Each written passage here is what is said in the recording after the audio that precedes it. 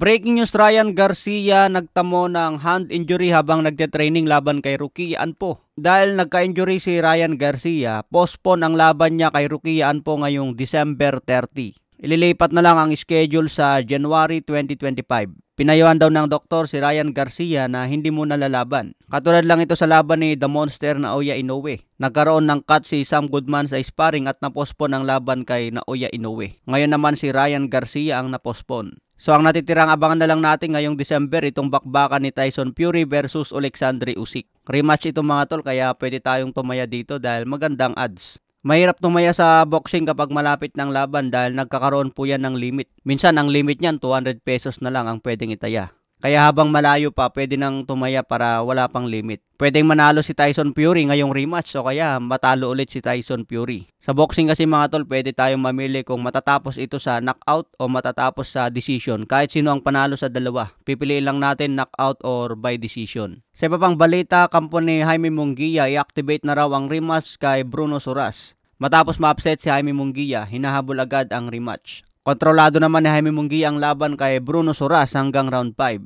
Pero biglang nasingitan ng solid sa round 6 at hindi na ito nakarecover. Kaya sinasabing upset of the year, humabol pa bago matapos ang taon. Matatandaan naging trainer ni Jaime Munguia si Coach Freddy Roach bago lumaban kay Canelo Alvarez. Pero matapos matalo si Munguia kay Canelo, iniwan agad si Coach Freddy Roach at bumalik si Jaime Munguia kay Eric Morales. Ngayon nakatikim na ng isang knockout si Munguia under ni Eric Morales. Kaya sinasabi ngayon mga tol, parang humina lalo si Jaime Munguia at bumagal. Napatumba ito ni Canelo Alvarez pero hindi nagawang in-knockout. Sa ibang banda naman, The Monster Naoya Inoue, binabatikos pa rin ng ibang Pinoy fans.